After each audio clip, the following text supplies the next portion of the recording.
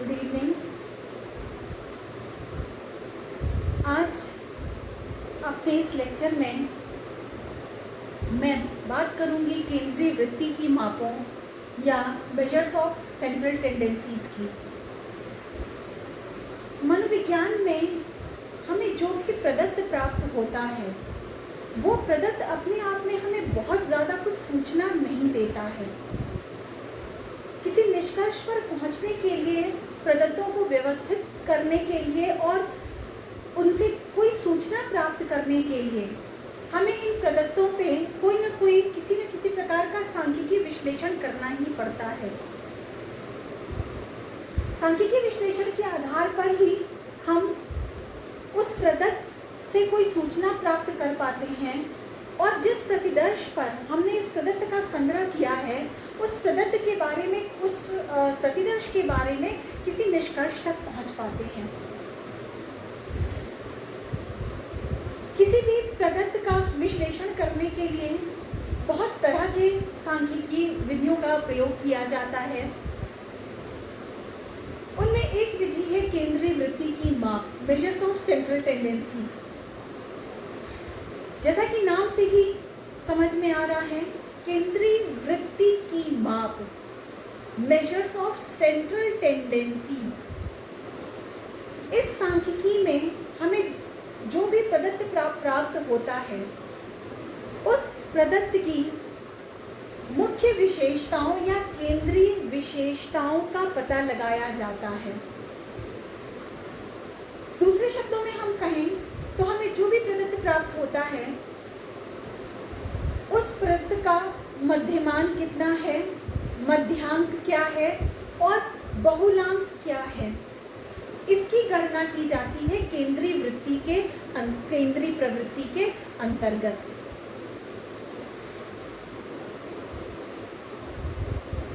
हम जब बात कर रहे हैं केंद्रीय प्रवृत्ति तो हम उस सांख्यिकी की बात कर रहे हैं जो हमें संपूर्ण प्रदत्त में से एक ऐसा अंक प्रदान करे जिसके आधार पर हम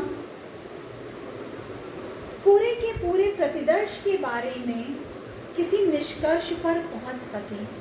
वह प्रतिदर्श जिस पर हमने प्रदत्त का संग्रह किया है उस प्रतिदर्श के बारे में हम किसी निष्कर्ष पर पहुंच सकें सिर्फ किसी एक माप के आधार पर। तो केंद्रीय प्रवृत्ति की मापें हमें ऐसा ही एक अंक प्रदान करती हैं जिसके आधार पर हम पूरे के पूरे प्रतिदर्श के बारे में कोई निष्कर्ष निकाल पाते हैं। जैसा कि मैंने अभी कहा, केंद्रीय वृत्ति की मापों में मुख्य रूप से हम 3 चीज़ों की बात करेंगे। पहला है मीन या मध्यमान,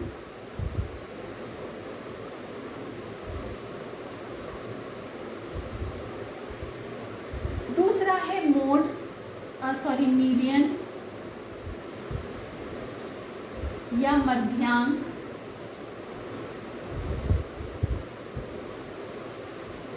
और तीसरा है मोड या बहुलांक।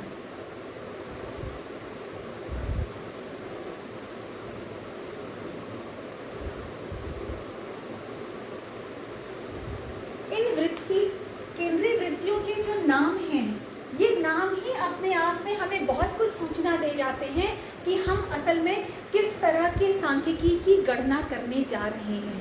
तो बात हम लोग शुरू करते हैं मध्यमान या मीन से। हम लोग बात शुरू करते हैं मध्यमान या मीन से।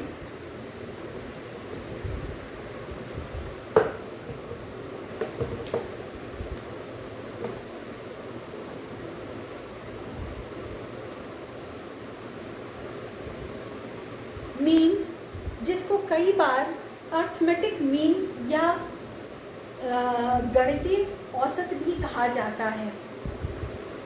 मध्यमान किसी भी समूह के प्रत्येक व्यक्ति को जो प्राप्तांक मिला है उस प्राप्तांक का औसत होता है। किसी भी समूह में जितने सदस्य हैं उन सभी सदस्यों को प्राप्त होने वाले अंकों का औसत ही मध्यमान या मीन कहलाता है।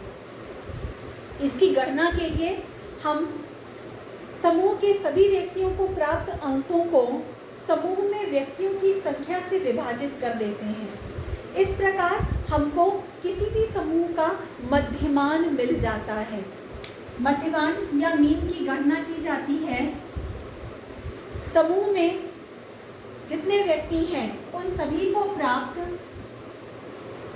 अंकों को उस समूह में व्यक्तियों की संख्या से भाग देने से।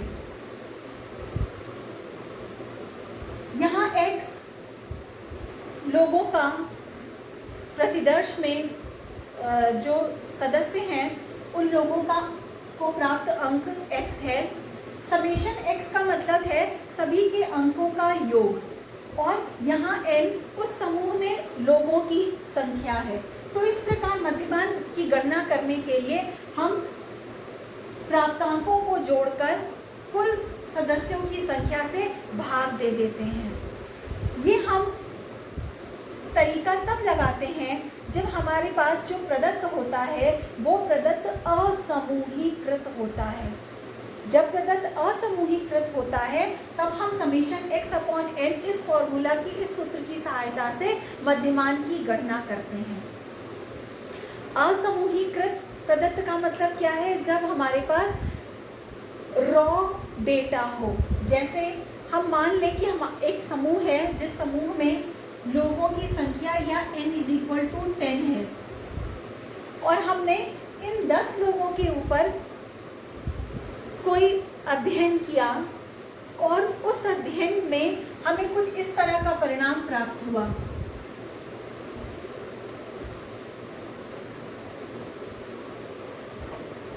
ये 10 लोग थे हमारे पास और इन 10 लोगों का प्राप्तांक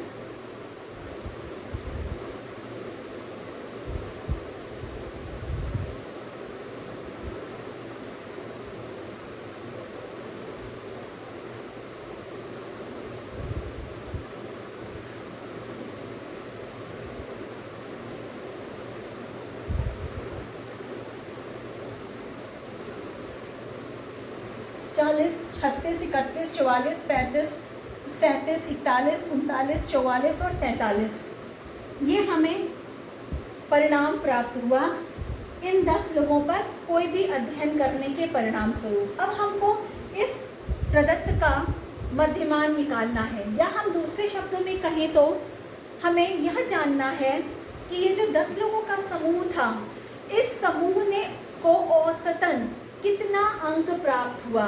समूह के 10 सदस्यों को औसतन कितना अंक प्राप्त हुआ, अगर हमको यह जानना है तो हम क्या करेंगे, हम इन 10 को प्राप्त अंकों का मध्यमान निकाल लेंगे। तो एक तरह से हम कहें तो मध्यमान किसी भी समूह का वह प्रतिनिधित्वकारी अंक होता है जो समूह के औसत निष्पादन की जानकारी देता है। मध्यमान किसी भी समूह के का वह प्रतिनिधित्वकारी अंक जो पूरे समूह के निष्पादन की जानकारी दे। तो अब यहाँ इस समूह की हम बात करें तो इस समूह का मध्यमान की हम गणना कैसे करेंगे, हम इन सभी अंकों को जोड़ करके और 10 से भाग दे देंगे। जो भी हमने यहाँ फॉर्मूला लिखा है उस फॉर्मूला के आधार पर इन सभी अंकों को जोड़ के हम 10 से भाग दे देंगे तो हमको इस समूह का मध्यमान प्राप्त हो जाएगा। तो अब हम क्या करेंगे, हम इन सभी को जोड़ेंगे। 40 + 36 + 31 + 44 + 35 + 37 + 41 + 39 + 44 + 43 और ये जोड़ होगा 390। तो समेशन x हमको यहाँ मिला 390। अब मध्यमान निकालने के लिए हम क्या करेंगे, हम इस समेशन x को जितने लोग उस समूह में हैं उस संख्या से भाग दे देंगे, मतलब 390 / 10। तो यहाँ इस समूह का मध्यमान या मीन कितना हुआ, 39। ये 39 हमको क्या बता रहा है, ये 39 हमको ये बता रहा है कि इस समूह में जितने सदस्य हैं उन सभी सदस्यों का औसत 39 है, मतलब सभी के प्राप्तांक इस 39 के आसपास फैले या बिखरे हुए हैं। कुछ के 39 से कुछ अधिक होंगे, कुछ के 39 से कुछ कम होंगे, पर औसतन इस समूह में के लोगों का प्राप्तांक 39 है। ये तरीका है मध्यमान निकालने का जब हमारे पास अनग्रुप्ड डेटा हो, असंगठित या असमूहीकृत प्रदत्त जब होता है, तब इस विधि से हम उस समूह के मध्यमान की गणना करते हैं।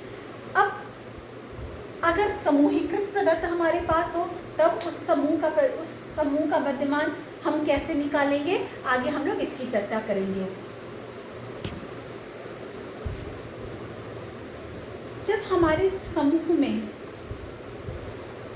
सदस्यों की संख्या कम हो, मतलब जब n कम हो, तब तो हम सीधे सीधे प्रत्येक सदस्य को जो प्राप्तांक मिला है उस प्राप्तांक का टोटल करके n से भाग दे के मध्यमान की गणना कर लेते हैं।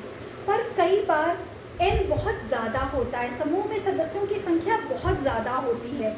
ऐसे में अभी ये जो हमने जिस विधि की बात की थी समेशन x/n, इस विधि से मध्यमान की गणना करना बहुत समय लेने वाला और कठिन जटिल कार्य हो जाता है, क्योंकि एक एक सदस्य के प्राप्तांक को हम जोड़ेंगे, उसके बाद सदस्यों की संख्या से हम डिवाइड करेंगे, तो ये बहुत ज़्यादा समय लेने वाला और जटिल कार्य हो जाता है।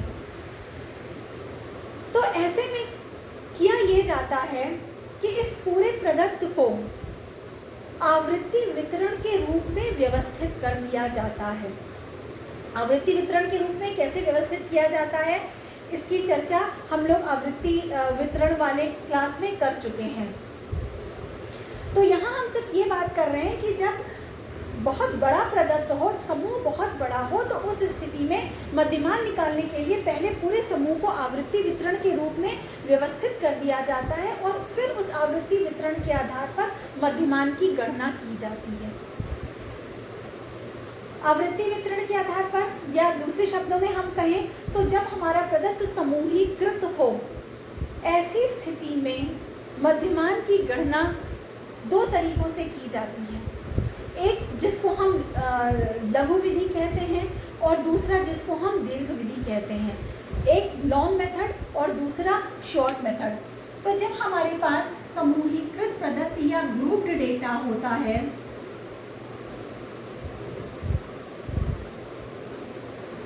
ऐसी स्थिति में हम मध्यमान की गणना दो विधियों से करते हैं। एक जिसको लॉन्ग मेथड कहा जाता है और एक जिसको शॉर्ट मेथड कहा जाता है।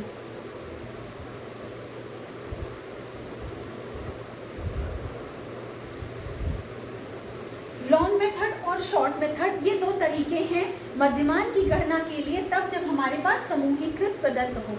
आज मैं यहाँ लॉन्ग मेथड से मध्यमान निकालने का तरीका बताऊंगी।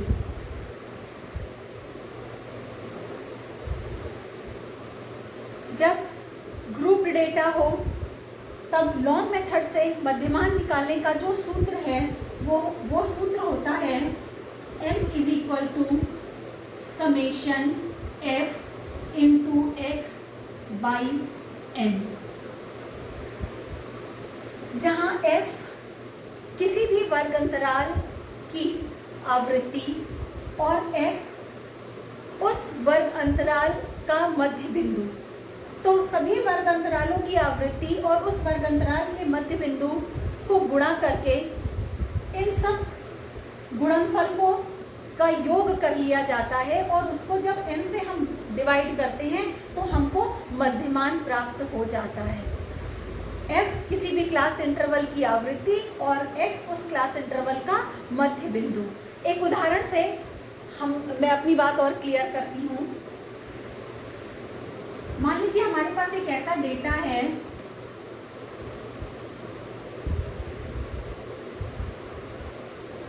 जिसका क्लास इंटरवल कुछ इस तरह से है।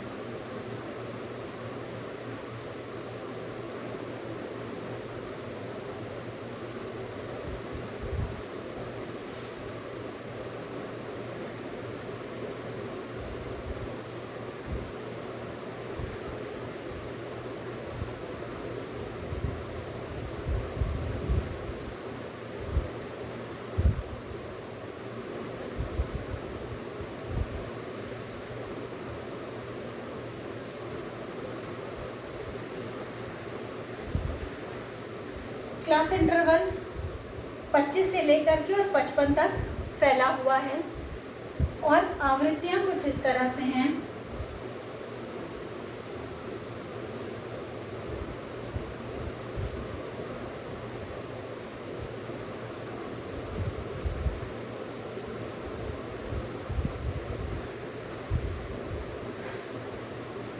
मान लीजिए हम लोग के पास ये एक ग्रुप्ड डेटा है और इस ग्रुप्ड डेटा का हमको मध्यमान निकालना है।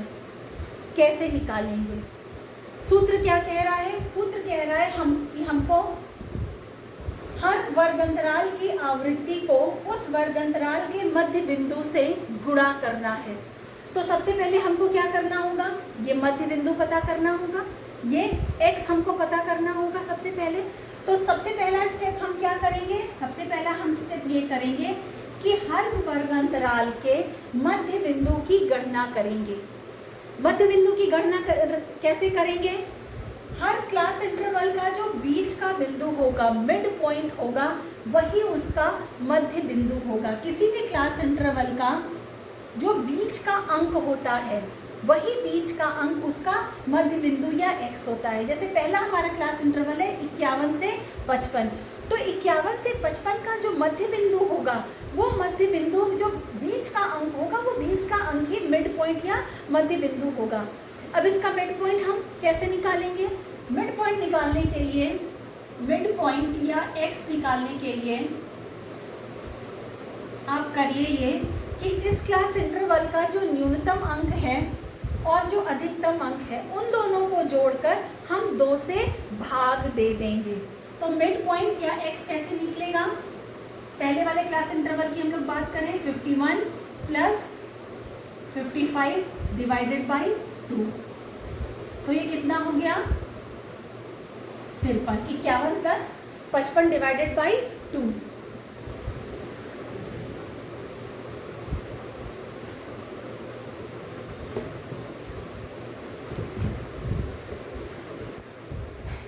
Plus 55 divided by 2 is equal to 53। तो इस क्लास इंटरवल का मिड पॉइंट कितना हुआ? 53। इसी तरह से हम सभी क्लास इंटरवल्स के मध्य बिंदु की गणना कर लेंगे। अब इस दूसरे क्लास इंटरवल का मध्य बिंदु कैसे निकालेंगे? 46 plus 50 divided by 2, 41 plus 45 divided by 2। मतलब सभी किसी भी क्लास इंटरवल के मध्य बिंदु की गणना करने के लिए उस क्लास इंटरवल की न्यूनतम मूल्य और उस क्लास इंटरवल का अधिकतम मूल्य, इन दोनों को जोड़ के हम 2 से भाग दे देंगे। इस तरह से हमें किसी भी क्लास इंटरवल का मध्य बिंदु मिल जाएगा। इस क्लास इंटरवल का मध्य बिंदु कितना होगा? 48, 41 से 45, 43, 36 से 40, 38, 31 से 35, 33 और 25 से 30 का मध्य बिंदु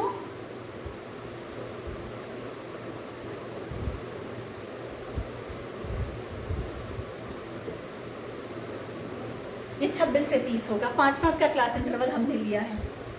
26 से 30 का मध्य बिंदु 28। ठीक है, हमने क्या किया था? एकदम काल्पनिक डेटा लिया, जहां मैंने हर क्लास इंटरवल का जो प्रसार लिया, वो प्रसार 5-5 अंकों का लिया। 51 से 55, 46 से 50, 41 से 45 और उसके बाद इस हर क्लास इंटरवल के मध्य बिंदु की गणना कर ली। अब अगले स्टेप में हम क्या करेंगे? हमारे पास f है, हमने x निकाल लिया। अब अगले स्टेप में हम f इंटू एक्स करेंगे, मतलब इस हर क्लास इंटरवल की आवृत्ति को उस क्लास इंटरवल के मध्य बिंदु से गुणा करेंगे।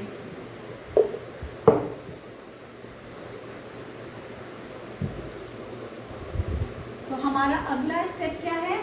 हम f इंटू एक्स करेंगे, मतलब 3 गुणे 53, 4 गुणे 48, 8 गुणे 43, 12 गुणे 38, 9 गुणे 33 और 4 गुणे 28।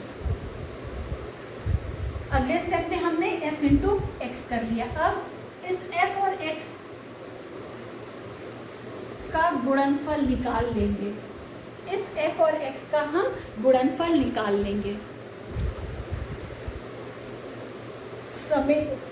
हमने f इंटू एक्स करके उसकी वैल्यूज़ यहाँ लिख ली है और फिर हम क्या करेंगे, हम इन सारे f इंटू एक्स का टोटल योग कर लेंगे। f इंटू एक्स करने के बाद जो मूल्य हमको प्राप्त होगा सभी क्लास इंटरवल्स के लिए, उस fx का हम योग कर लेंगे तो हमको क्या मिल जाएगा, हमको समेशन fx मिल जाएगा। यहाँ समेशन fx है 1794। मैंने इन सारी वैल्यूज़ का गुणा करके इस गुणनफल का योग कर लिया है और ये योग है 1794। मतलब हमारा समेशन fx है 1794। हमको इसको डिवाइड किससे करना है, n यानी ये जो प्रतिदर्श है, इस प्रतिदर्श में लोगों की संख्या कितनी है और ये हमको कहाँ से मिलेगा, इस सभी f का योग करने से। ये जो फ्रीक्वेंसी या आवृत्ति है, इस आवृत्ति का जब हम योग करेंगे तो हमको n मिल जाएगा। तो यहाँ हमारा n कितना है, 7 3 10, 10 8 18, 18 और 12, 40 40 और 9 30 और 9 39, 39 और 4 43। हमारा n यहाँ कितना है, 43। तो हम इसको 43 से डिवाइड कर देंगे। अब समेशन fx को n से डिवाइड करने पर जो परिणाम प्राप्त होगा वही हमारा मध्यमान होगा। यहाँ इसमें 1793 यानी कि समेशन fx को n यानी कि 43 से डिवाइड करने पर जो परिणाम प्राप्त होगा वही इस प्रतिदर्श का मध्यमान होगा। ये है आपका 41.69। तो ये जो प्राप्तांक प्रदत्त हमारे पास था, इस प्रदत्त का मध्यमान प्राप्त हुआ है 41.69। उम्मीद है इस विधि से, लॉन्ग विधि से मध्यमान की गणना कैसे की जाएगी ये आप सबको समझ में आ गया होगा। अगले लेक्चर में मैं बात करूंगी शॉर्ट विधि या लघु विधि से मध्यमान की गणना। कब, जब हमारे पास ग्रुप्ड डेटा या समूहीकृत प्रदत्त हो। धन्यवाद।